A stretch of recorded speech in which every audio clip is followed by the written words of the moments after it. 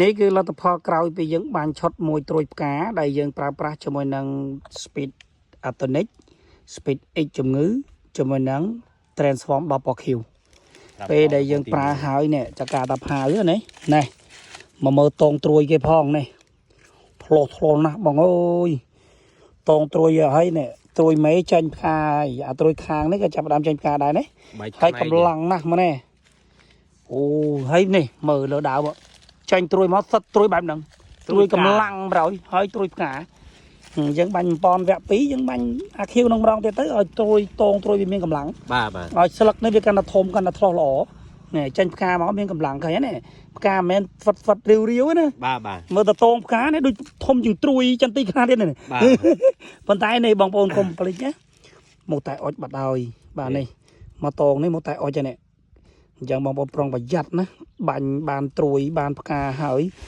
មកតែអុចបែបហ្នឹងនេះយើងត្រូវការពារទៅ Speed X ជំងឺ Speed X អត់ប្រើទៅប្រើឲ្យជាប់ណានេះអូចាញ់អែមនេះ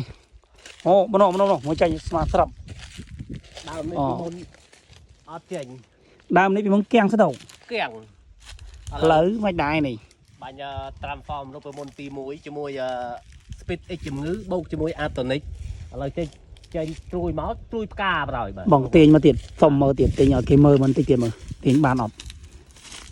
នេះដាក់ឲ្យទៀតនេះបងប្អូនកុំច្រឡំថាកុំឲ្យមើលទៅឃើញផ្កាហ្នឹងគឺស្មានថាចេញមកផ្កាសុទ្ធប្រយអត់ទេណាកុំច្រឡំអ្នកចេញមកត្បិតតែវាត្រួយផ្កាមែនប៉ុន្តែត្រួយវាមានកម្លាំងណាបាទនេះយើងមើលត្រួយហើយយើងមើលលើស្លឹកដោយសារយើងមានទី1យើងមាន Atonic យើងមាន Speed Atonic Speed Atonic ហ្នឹងគឺវាទៅជួយរឿងពពុះស្លឹកធ្វើឲ្យស្លឹកនេះធំលឿនក្រាស់ឡើងប្រេងមានកម្លាំងទេហើយតើកាលណាស្លឹកនេះក្រាស់ឡើងប្រេងមានកម្លាំងវាទៅជំនួយអាពួកនេះអាកន្សោមផ្កាបាទព្រោះអីស្លឹកគឺជាអ្នកអីគេផលិតចំណីអាហារបាទស្លឹកនេះអ្នកផលិតចំណីអាហារស្លឹកនេះអ្នកធ្វើរស្មីសំយោគអ្នកបឺតយកជីបំពន់អ្នកបឺតយកពពុះអាហារធម្មពលផ្សេងគឺស្លឹកហ្នឹងអញ្ចឹងទៅពេលស្លឹកហ្នឹងយើងដាក់ Atonic ទៅ Atonic ដើរតួនាទីជួយធ្វើឲ្យត្រួយដែលចេញមកហ្នឹងទៅជាត្រួយដែលមានកម្លាំងធ្លោះធំល្អឡើងប្រេងមានប្រសិទ្ធភាពនៅក្នុងការជួយជំរុញក្នុងការជួយជំរុញសង្គមផ្កាកសង្គមផ្កា Transform ពណ៌ខៀវរឹតតែពិសេសទៀតវាទៅជួយអាពួកហ្នឹងដូចគ្នាហើយរឹតតែពិសេសយើងមានតែថ្នាំជំងឺយើងតាក់ទងត្រួយដែលប៉ុណ្ណេះត្រួយត្រួយមុនគឺมันលហើបសោះណាបាទមិនខៀវចឹងណានេះមិនខៀវចឹងខ្មៅសិតទុំពេលយើងដាក់សិតយើងដាក់ថ្នាំជំងឺចូលពឹបវាលាងសិតចាញ់ហ្មងលាងបាទវាលាងអាសិតដែលទុំនៅនឹងចុងហ្នឹងឥឡូវចេញមកលាងចេញមកខៀវនេះឃើញខៀវអត់បាទនេះខៀវញាក់សាច់ត្មងហើយបន្ទាប់ពីខៀវមកឡើងប៉ុណ្ណេះហ៎អានេះយើងបាញ់បានថ្ងៃនេះឡើងប៉ុណ្ណេះនេះអាដើមនេះបាញ់បានថ្ងៃមិនទៅបានមកទឹកត្រឹងទេបានមកទឹកទេមកទឹកជាងហ៎នេះឡើងបានប៉ុណ្ណេះឃើញនេះមកទឹកជាងឃើញអត់នេះបងប្អូនមើលទោះបីថាវាមកត្រួយផ្កាមែនប៉ុន្តែវាមិនមែនផ្កាមកចង្អុយទេនេះមុនដល់ផ្កាណាវាមានត្រួយឃើញអត់មានស្លឹកមកសតប2សតប3សតបយកក្នុងមកត្រួយហ្នឹងគឺមានស្លឹកច្រើនមែនតើហើយអាពួក Atonic ជាមួយ Transform យើងវាចូលទៅបកជាធ្វើឲ្យត្រួយនឹងមានកម្លាំងនេះយើងមកមើលនេះឃើញនេះកុំឲ្យថាចេះតែថាជូនបងប្អូនយើងមើលឃើញកម្លាំងមែនអត់ឲ្យបង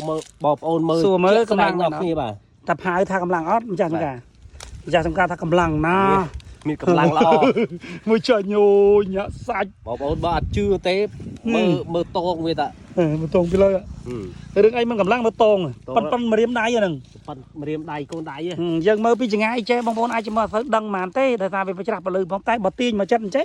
បានដឹងថាញាក់សាច់ប៉ុណ្ណាអានេះលទ្ធផលដែលយើងប្រើប្រាស់ជាមួយនឹងឈុតនៅក្នុងការទាញត្រួយមួយត្រួយផលិតនៅផ្កានេះគេ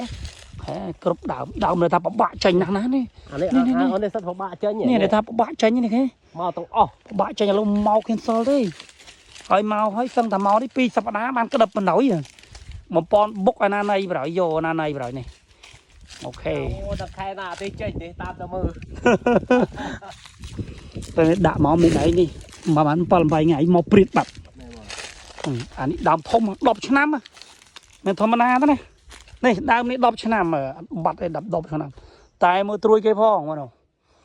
អេស្កេពេញហ្នឹងនេះស្អីស្កេពេញហ្នឹងកាមកណោពូជផ្កានេះបាញ់ Transform Atonicជាមួយនឹង Speed X ជំងឺ បងប្អូនដែលមកដល់ពេលនេះមិនទាន់ចេញមិនទាន់អីហ្នឹងដាក់ទៅមិនខុសបំណងទេ